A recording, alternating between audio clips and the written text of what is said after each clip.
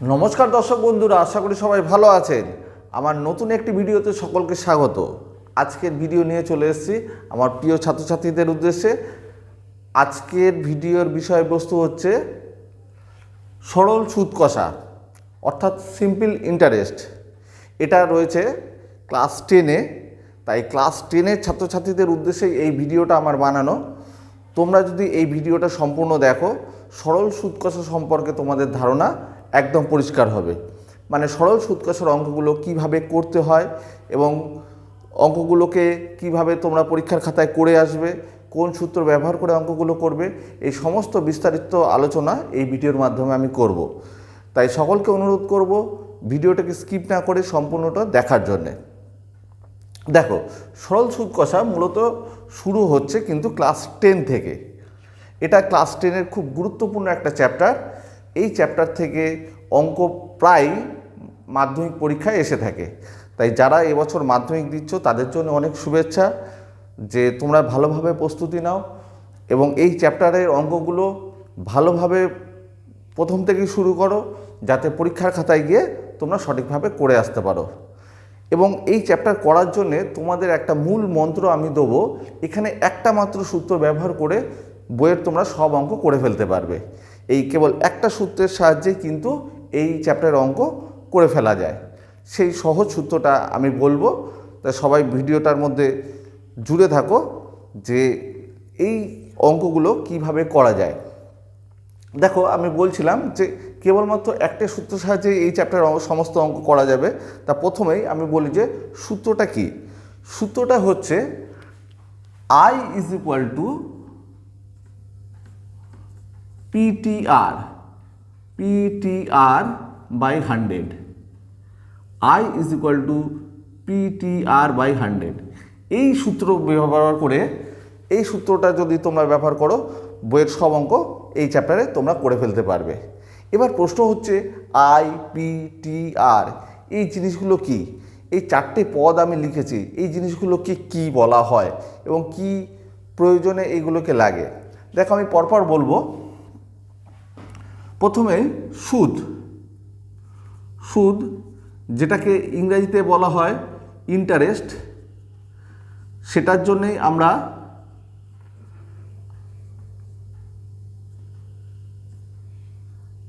I ধরে নেব। সুদ সমান ইন্টারেস্ট, মানে ইন্টারেস্ট আই, সুদের জন্য আমরা আই পেয়ে যাব। এরপরে পি। পি হচ্ছে আসল। আসল আসল অর্থাৎ প্রিন্সিপাল, মানে মূলধন যেটা থাকবে তোমাদের, সেই মূলধনটাকে বলবো প্রিন্সিপাল বা পি দ্বারা সূচিত করা হয়। এই আসলটাকে এই সূত্রে পি দ্বারা সূচিত করা হয়েছে। এরপরে চলে আসছে সময়। সময়, তোমরা সময় ইংরেজি জানো টাইম। এই টাইমের জন্য চলে আসছে টি। এটাকে স্মল লেটারও লিখতে পারো অথবা ক্যাপিটাল লেটারও লিখতে পারো। তা আমি স্মল লেটারে লিখলাম, প্রথমে আই, তারপরে পি, তারপরে টি।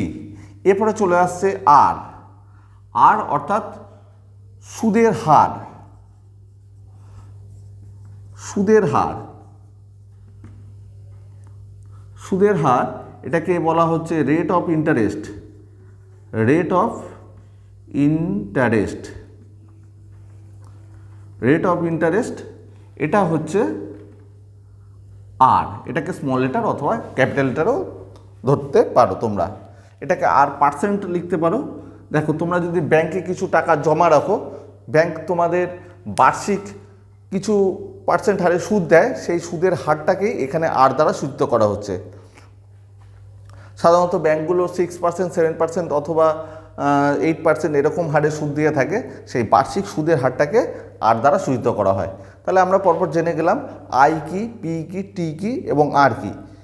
এই চারটে রাশির মান তোমরা যদি জানা থাকে, তাহলে কিন্তু এইখানের অঙ্কগুলো তোমরা সহজেই করে ফেলতে পারবে।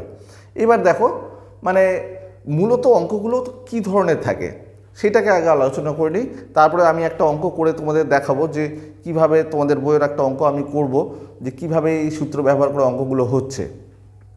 প্রথমে বলি, দেখো এইখানে তোমাদের যে বইয়ের যে মূলত অঙ্কগুলো রয়েছে, সেগুলো এই চারটে রাশির মধ্যে যে কোনো তিনটি রাশির মান দেওয়া থাকবে, দেখা যাবে সুদ নির্ণয় করতে বলা থাকলো, অর্থাৎ এখানে আসল, সময় এবং সুদের হার হয়তো দেওয়া থাকলো, সেক্ষেত্রে আয় নির্ণয় করতে বলবে, অর্থাৎ সুদ কত তুমি পাবে সেইটা নির্ণয় করতে হবে।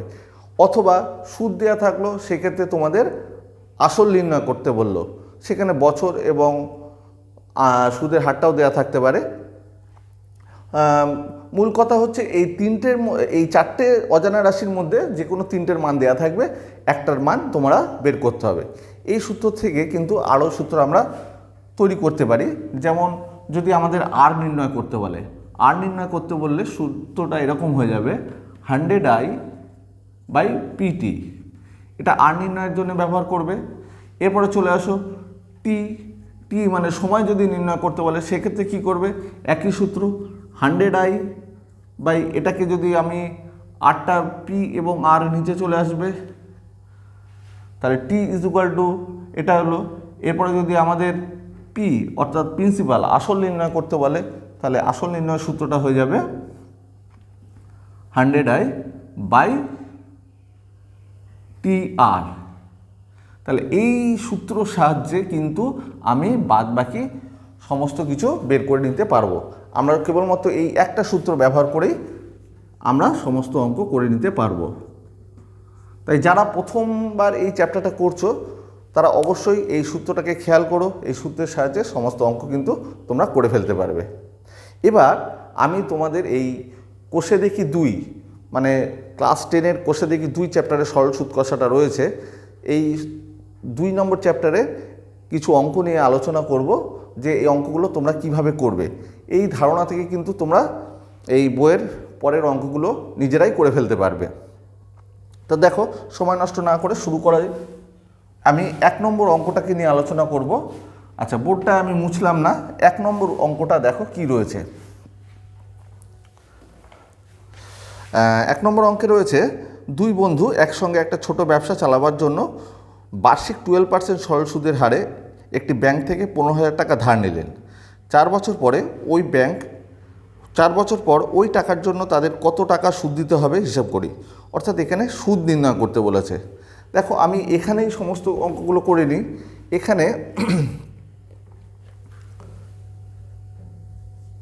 তোমাকে নির্ণয় করতে হবে সুদ, অর্থাৎ আমি ধরি সুদ সমান আয়। দেখো, এই সূত্র ব্যবহার করেই আমি এখানে অঙ্কটা করে ফেলবো। এখানে আসল কত রয়েছে, পি কত দেওয়া রয়েছে, পি দেওয়া রয়েছে 15,000। আমি এর পাশেই 15,000 লিখে দিলাম। পি এর মান 15,000। সময় কত বলেছে, সময় বলেছে 4 বছর। 4 বছর 15,000 টাকা। আর সুদের হার রেট অফ ইন্টারেস্ট বার্ষিক 12% হারে। এখানে সুদের হারটা আমি পাশে লিখে নিচ্ছি 12%। তাহলে দেখো, আমি বারবারই তোমাদের বলেছিলাম, এই 4টে সংখ্যার মধ্যে তোমাদের 4টে সংখ্যার মধ্যে 3টের মান দেওয়া থাকবে, যে কোনো একটা বের করতে বলবে। যেমন এখানে এই 3টের মান দেওয়া রয়েছে, এই আয়ের মান নির্ণয় করতে বলেছে। তো চলো এটাকে সমাধান করা যাক। এক্ষেত্রে আমরা সূত্রটা জানি, সেই একই সূত্র লিখব। আমরা জানি